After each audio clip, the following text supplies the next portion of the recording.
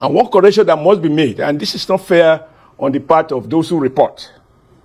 At no time did I say retired generals.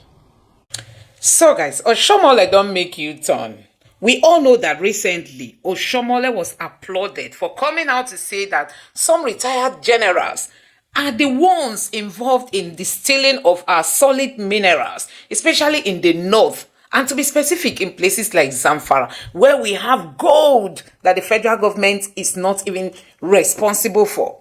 Now, Oshiomhole is making a U-turn. He has come out to say, I did not say retired generals are behind stolen solid minerals. Nigerians are wondering why the shift, why the U-turn. Was he threatened? Is he thinking that that statement is going to hurt his political ambition? Because we know Oshiomhole is aspiring to become one day the president of Nigeria. Why has he suddenly said that wasn't what he said? So guys, to be very clear on this, I'm going to be sharing with you the video where Oshiomhole said this before now and the latest interview he had today on Arise TV. And if you don't know, let me tell you that many people were so much happy with Oshiomhole. I mean, people were very happy when he made that statement that he is very bold, vocal, as in coming out to make such statements. It's not easy. Even the president himself cannot even crack down on those stealing the natural resources. Look at the list of, those sponsoring terrorism in Nigeria that was handed over to Nigeria.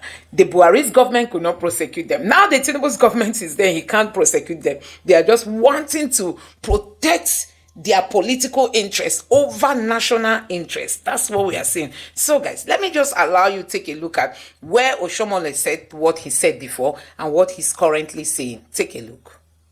You need to watch this video. I mean, those involved in this illegal mining, they use choppers. They procure arms exactly the same way as our military were doing in the South. They give them arms. They use choppers to come and cut away the gold. And they take them out of this country and make billions of US dollars. And the federal government is not doing what it should be doing. I took this letter to the former president when I was national chairman of APC, and I said, call the general to give you more brief. In fact, what is happening or what subsequently happened in that part of the country was exactly what the general told me was going to happen. Because these guys have been weaponized by the illegal big men who deploy them, secure territories, and the weapon is meant to protect the Chinese and other foreigners who they actually employ to carry out the mining. And on occasion, they use the same weapon to carry out banditry, kidnapping, and all of the terrible things that are going on. Where he measured particular nationalities who are not Nigerians. How these foreigners come in and cut away gold and other precious metals and solid minerals. And he gave an estimate as to what he thought we can add as a nation. Yet another senator also said that, ironically, this is another statement in its own right. He said, ironically, Nigeria was searching for more solid minerals when they stumbled by accident to the liquid gold, the crude oil. So the objective was solid minerals, and then they found crude oil.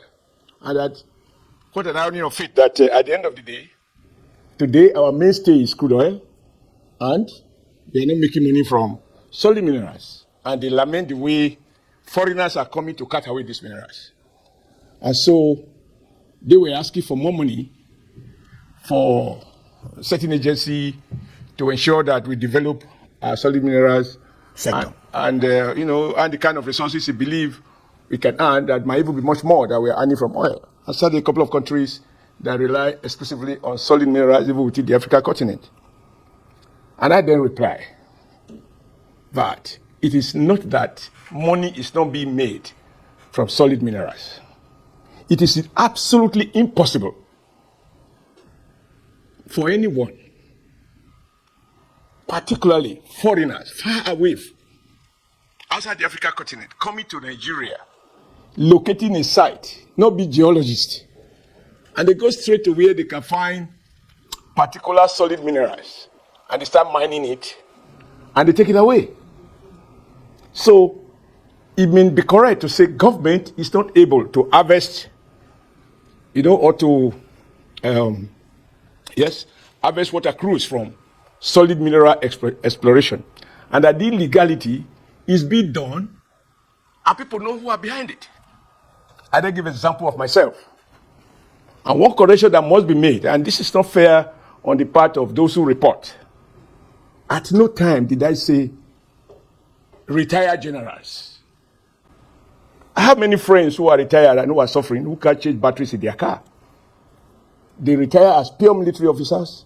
They never did any quartermaster job. They never had any political exposure, even the days of military rule. So it would be, as a matter of fact, not correct to suggest to anyone that all retired generals are involved in a particular crime. It's not sensible to say so. That would border on reckless, sweepy generalization. That's not what I said. I said the problem is that some, and I still believe it to be so, I know it to be so. I said some retired generals are involved. And somehow we are not deploying the same force as a nation that we deploy to protect our oil in the Niger Delta. Our oil in Niger Delta. And I said, a retired general who I had the honor of appointing and who graciously accepted to serve as a returning officer in a primary election when I was national chairman of APC. In his report back to me as chairman, after presenting the report of the primary, he said, Adams, you are worried about the primaries, but what he has seen is far more serious than that. And that the banditry that is evolving, or kidnapping, as it then was, or kidnapping, there was no use of the word banditry then, that those kidnappers, in the first instance, are in the services of very powerful, in his own word, powerful, some powerful retired generals. And the youth chopper, this was a retired general telling me to the illegal site, as they take the mined gold and whatever is it that they are mining, they drop weapons to civilians who have been trained on the use of those weapons to provide protection for the illegal mining activity. He added that sometimes, of course, they offer that protection, but some other time they divert these arms to now terrorize innocent citizens, or sometimes kidnapping. Yeah. And I then said to him, there is no way I can comprehend what he was the saying. story because I have no military training or security training. And I pleaded with him to do a summary, not more than 2, maximum 3 pages, that I will submit as chairman of the ruling party at that time. I will submit to the president, who incidentally is a retired general before becoming the president of Nigeria. So he will understand the issues clearer, and advise him, put your phone number, so that the president can call you if he so wish, and you can give him this detailed security dimension. Because he warned me that if that thing is not checkmated, what is happening in the northeast will be a child's play. And he told me this gold run from that area all the way to Kaduna, all the way to the southwest, by the way, up to Oshu State and elsewhere. I also know in my part of the state, there are solid minerals. So what did the president and so on. And so I took this letter, as I promised him, because I saw a patriotic officer, though retired, but not tired of his loyalty to Nigeria is not weakened. And I gave it to the then president, Buhari. And I said so. And I said, sir, go through it. It is self-explanatory. My advice, I can only advise the president. My advice is that you can call him and he can give you more graphic details of what he saw and what he knows and his fears about what will happen if this is not nip in the bud. And so I said, when we lament, as the committee was doing, that we are not exploiting our solid. That is not true. It is being exploited, but it's being done on a large scale illegally. Yeah, no, I stand by that. Good. I know it to be the truth because the general has no business flattering me. Good. And I also know that at some other level, there are pockets of everybody talking about some nationalities coming to do illegal mining. They are cutting away this kind of. Can you, just like I argued when I was in the NSC, when NPC used to talk about smuggling, and I said something of such volume, how can it be smuggled out and nobody sees it? Yeah. So you can't have that scale of illegal activity, right, without men and women of power and resources. Yeah. No, and resources. And I said in that statement in the Senate, I said, can you imagine who can afford a chopper? And it's not every chopper that can carry out that kind of activity. It cannot be a civilian chopper.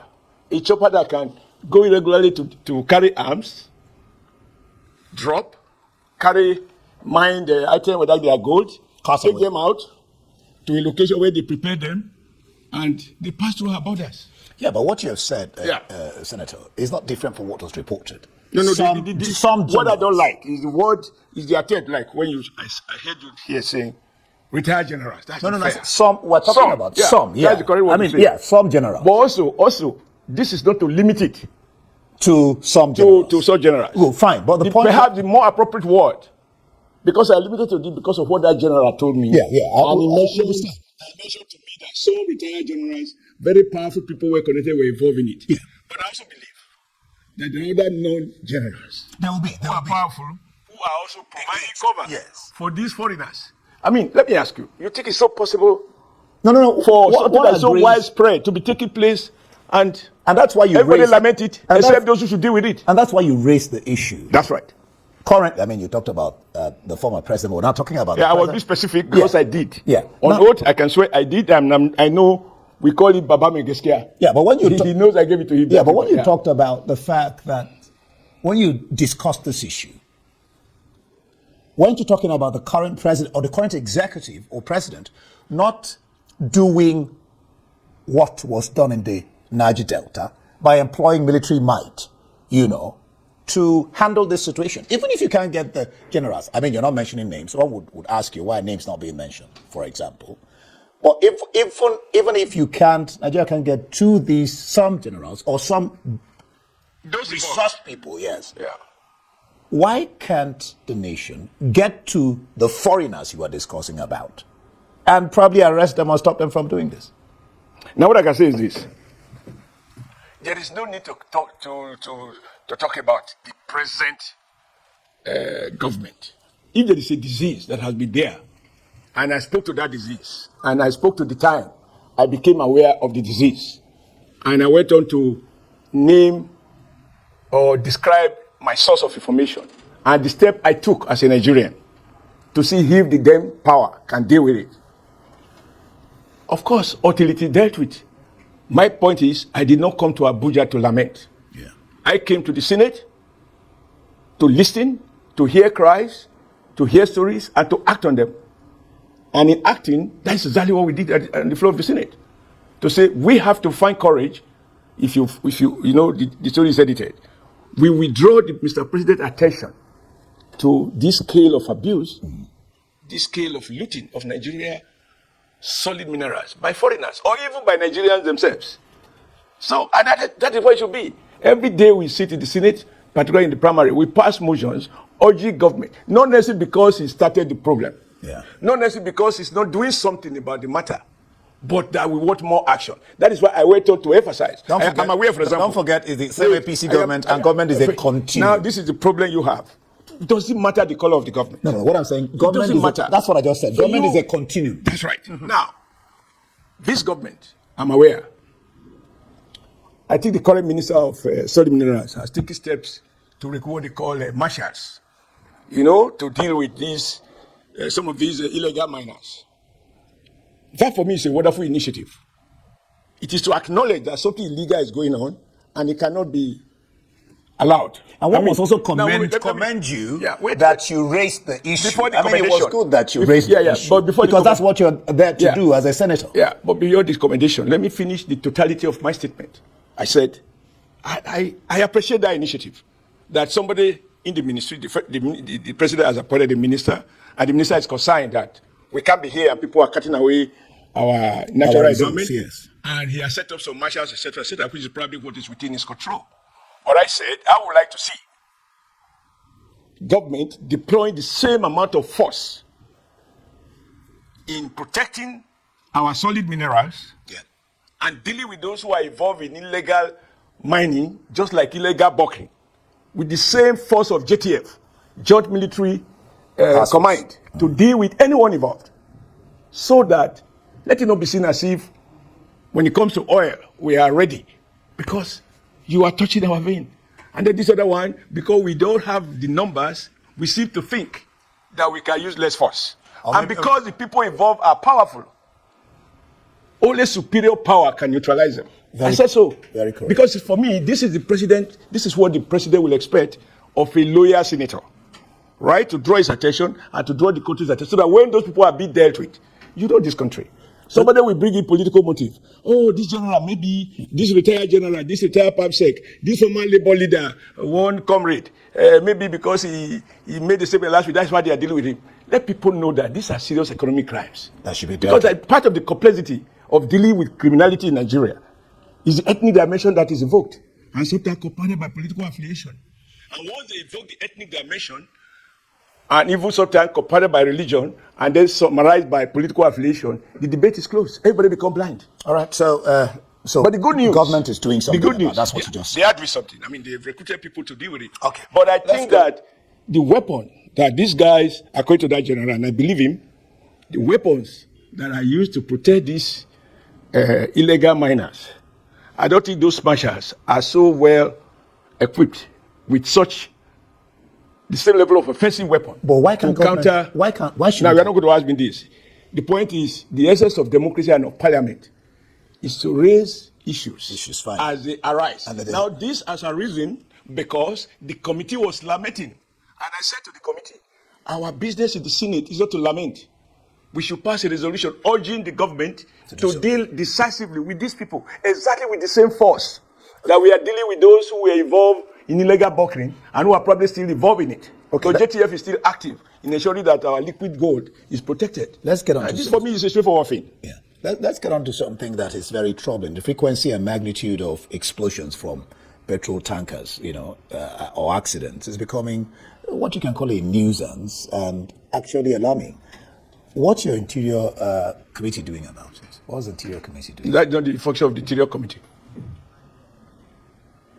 Okay, but is this issue, the National Assembly basically, are they doing something about it? Whether it's at the Senate level or the House? No. What we can do when you have raised, just like you raised the issue. This has been raised. We have even passed motion. Senators from those parts of the country where these explosions occur, they have never failed to draw the attention of the Senate and to prepare a motion urging the Senate to call on the authorities and also calling for humanitarian services, etc., etc.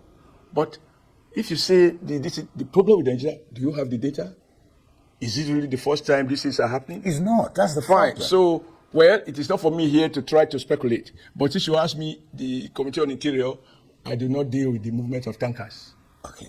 Let's talk about. But what we should say, and this will be your duty as a media, I dare suggest. Since you can propose to me, it's not offensive if I propose to you. Is that you should devote some time to enlighten people About the danger. What we've been doing. Yeah, we must continue to do. For as long as the disease persists, the doctor should not go on sleep. That's why doctors are always on call duty. That's why we're talking about it now, because that was the next issue I was going to raise. Some people are going to raise sentiment like poverty. Poverty is not synonymous with badness. And nobody lectured me about poverty because I come from a very humble, a very poor background. But my father tells me poverty is not the reason for my mother to carry gari and be frying it on superhighway with vehicles coming. Right? And so like you said, with the amount of people, the number of people who have been killed or who have died, it's enough lesson for people to abstain. But somehow, I read the story just yesterday or so in one of the papers. That some people were trying to attack police or some other people who were trying to prevent them from going to school or from, in spite of recent. So we must keep educating until everybody become aware that of the dangers. Is really, really life-threatening. And not just educating, even sanction.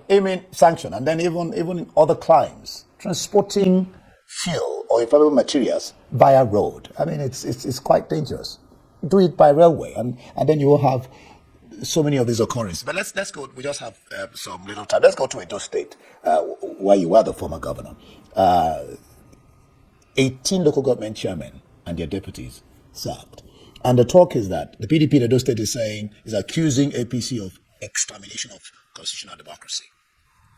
What do you expect PDP to do? People deceiving people. I don't know what I expect them to do. I'm just saying what they said about They are Edo living up to State. their name. People deceiving people. Well, that's not the name I know. PDP. PDP is You don't know. If I People's thought you know, I would tell Democratic you. Party. If I thought you know, I would tell you. I have popularized it when I was campaigning. People deceiving people. Papa deceived Pekin, and now Pekin deceiving Nigerians. What is examination? If councillors order the Constitution meet in full freedom, and they raise a motion for whatever reason on the planet Earth, in exercise of their constitutional duty as provided for in the Edo State Local Government Act or the relevant section of the Constitution, and they impeach in part or in whole, how is that a problem? Is there a vacuum? Now, the good news you must know is, ask the PDP, who are the councillors impeaching their chairman, their PDP councillors? The chairman being impeached, they are PDP. The person who become acting chairman as a result of the impeachment is still PDP. How does APC come in? Now, just tell me how APC come in. But that's what the PDP Now, if the governor was to say stop, they will say you should do it affair. So the governor cannot stop councillors, particularly opposition councillors, from impeaching opposition chairman and replacing them with their own opposition house leader as the acting chair. So what's the problem there? Just try to address these two. Truly a case of people deceiving people. Just try to address these two questions in maybe under a minute if you can. How confident is the APC that the courts won't overturn Obewolo's victory? Asiebweni is confident that PDP will win. That's just one. I mean, we can answer it briefly. And then the fear that Nigeria is gradually moving towards a one-party state. These are two related questions. But the first one, you, the media, should stop encouraging statements that are subjudice. You want me, as a law-abiding citizen, a former governor, a city senator, a former chairman of a governing party, to sit down here and say, I know what the outcome of a judgment will be. Ayebeni has compromised the judges, so he knows what they are going to say. How did they arrive at that conclusion? That's an indication. When he shouldn't make such things. No, he didn't say. I was there. Listen, I was there. They asked me what is my expectation. I said justice. No, what I asked is how confident is APC? That's the question. If PDP goes low, we would rather go high. Yeah, that's the question. Now, when the matter is in court, if the Edo people voted for Monday, it is PDP that went to court to question, to dispute it. Fine. So to them to prove it. I mean, that's now. Ashu must be aware, since you are a keen observer. Are you aware that they abruptly stopped calling witnesses because they have no witnesses to call? All right. They asked the court to adjourn that they have no witness. They called that the number of days they have. You are not aware of that? We'll watch. If wishes were hutches, Edo people spoke, and they are the one who went to court. Not us. We have never had doubt because we won, and they are the one who disputed. So how do you ask me?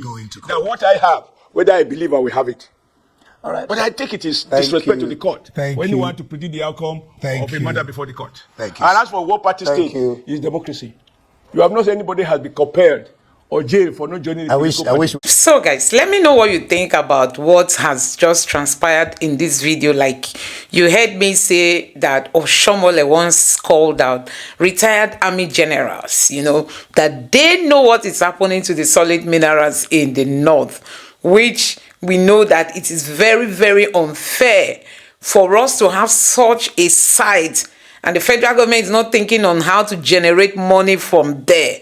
They are rather tasking Nigerians to bring their money. Nigerians should bring their money, tasking businesses that are even almost folding. The current administration is busy taxing businesses. Bring, and the Tinubu's government is not even helping businesses to survive. So guys, you have seen it. This is really so sad to see all these things happening in our nation, and we are just wondering, when is it going to come to an end? Honestly, when is this going to come to an end? When is it going to stop? When are we going to see a stop of all this hypocrisy? We're having leaders without patriotism in them, having leaders who are just there for their own selfish interests. What is even stopping Tinubu from cracking down on those stealing these solid minerals?